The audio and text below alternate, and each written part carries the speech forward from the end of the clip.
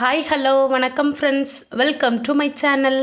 இன்றைக்கி நம்ம சேனலில் எதை பற்றி பார்க்க போகிறோன்னா, நீங்கள் நிறைய பேர் என்கிட்ட கேட்ட ரொம்ப ஒரு சூப்பரான ஸ்வீட் ரெசிபி தான் பால் பாயாசம். திருநெல்வேலி ஸ்டைலில் எப்படி வைக்கலான்னு பார்க்கலாமா?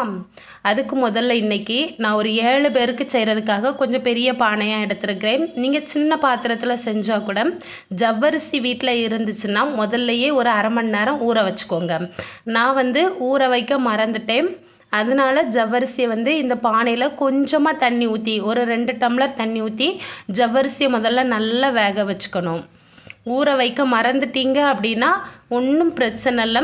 முதல்ல நம்ம அடுப்பை பற்ற வச்சு கொஞ்சம் தண்ணி ஊற்றி ஜவ்வரிசியை வேக வச்சிட்டாலே அது நல்லா வெந்தால் போதும். கண்ணாடி பதத்துக்கும் ஒரு சைடில் ஜவ்வரிசி வெந்துக்கிட்டு இருக்கும். இன்னொரு சைடில் பார்த்தீங்க அப்படின்னா ஒரு பாக்கெட் 10 ரூபா பாக்கெட் நெய் இருந்தால் எடுத்துக்கோங்க. ஏன்னா டப்பாவில் இருக்கிற நெய்னா நமக்கு அளவு தெரியாது. அந்த டப்பாவில் இருக்கிற நெய் அப்படின்னா 1 ஸ்பூன் நெய் எடுத்துக்கோங்க. இப்போ நான் 10 ரூபா பாக்கெட்டில் ஒரு பாக்கெட் நெய் போட்டுட்டு அதில் இந்த பால் பாயாசத்துக்குன்னு செய்யக்கூடிய சேமியா உண்டு. இல்லை உங்கள் ஊரில் வேறு ஏதாவது பிராண்டடில் நீங்கள் சேமியா பாக்கெட் இருந்ததுன்னா வாங்கி வச்சுக்கோங்க. பாயாச சேமியான்னு கேளுங்க, கிடைக்கும். இப்போ இந்த நெய்யில் சேமியாவை போட்டு நல்ல பொன்னிறமாக வறுத்துட்டு அதை அப்படியே இந்த ஜவ்வரிசி பானைக்கு கொட்டிடணும். இப்போ ரெண்டையும் நல்லா மிக்ஸ் பண்ணணும். ஒரு 6-7 நிமிஷத்துக்கு ஜவ்வரிசியும் இந்த சேமியாவும் நல்லா வெந்து வரணும். அதனால் இப்போ கூட கொஞ்சமாக தண்ணி ஊற்றிக்கலாம். ஜவ்வரிசியும் சேமியாவும் ஓரளவு நல்லா வெந்ததும் இப்போ இதில் ஏற்கனவே காய்ச்சி ஆற வச்ச பாலை ஊற்றிக்கலாம். நல்ல திக்கான பால் பார்த்து வாங்கிக்கோங்க. பால் காய்க்கும் போது ரொம்ப தண்ணி ஊற்றி காய்க்க வேண்டாம். நான் இன்றைக்கி ஒரு 6-7 பேருக்கு அப்படிங்கிறதுனால 1/2 லிட்டர் பால் எடுத்திருக்கேன்.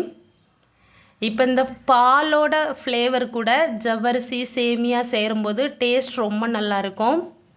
பால்லையே மறுபடியும் அந்த சேமியா ஜவ்வரிசியெல்லாம் நல்லா வெந்து வரணும். இதுதான் பாயாசம் செய்கிறதுக்கான கரெக்டான ப்ரொசீஜர்.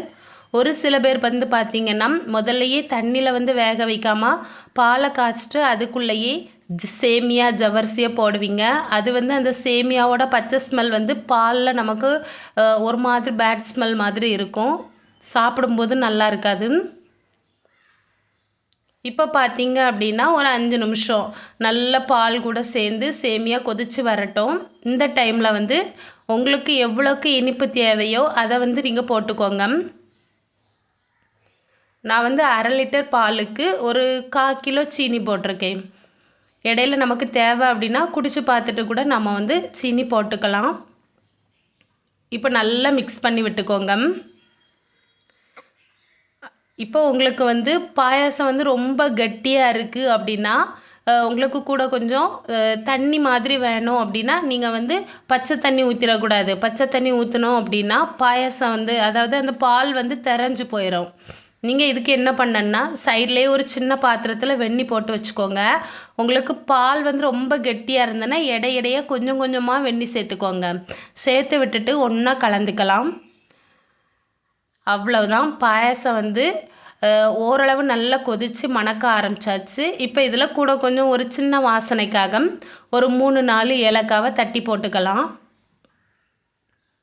அப்படியே அந்த பக்கம் பார்த்தீங்க அப்படின்னா வாணலியை வச்சு கொஞ்சமாக நெய் ஊற்றிக்கலாம். நெய் ஊற்றிட்டு அதிலையே கிஸ்மிஸ் முந்திரி பருப்பு 2ஐயும் போட்டு நல்லா வறுத்து எடுத்துக்கலாம்.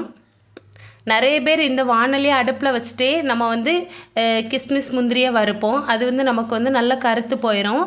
நெய்யை சூடு காட்டிட்டு இந்த மாதிரி பாத்திரத்தை கீழே இறக்கி வச்சு அந்த சூட்லேயே நம்ம இந்த பழத்தை முந்திரி பருப்பை வறுத்து எடுத்துக்கலாம். இப்போ நான் செய்கிறத நீங்கள் பார்த்துக்கோங்க. அதுக்கப்புறம் உங்களுக்கு இன்னும் கொஞ்சம் சூடு வேணும் அப்படின்னா அடுப்பை சிம்மில் ஆன் பண்ணி வச்சுட்டு நம்ம கையில் ஒரு ஸ்பூன் எடுத்து லைட்டாக கிளறி விட்டுக்கலாம். பழமும் பருப்பும் இப்போ ஓரளவு நல்ல பொன்னிறமாக வந்தோடனே அதை எடுத்து அப்படியே இந்த பாயாச பானைக்குள்ளே நம்ம ஊற்றிக்கலாம். அவ்வளவுதான், பால் பாயாசம் ரெடி ஆயிடுச்சு. வீட்டில் சிக்கன் மட்டன் அப்படி இல்லையா வெஜிடபிள் பிரியாணி எது செஞ்சாலுமே கடைசியாக எல்லார் நாக்குமே ஒரு இனிப்பு தேடும். அந்த இனிப்புக்காக கண்டிப்பாக இந்த பாயசத்தை ட்ரை பண்ணுங்க. இதுதான் ப்ரொசீஜர்.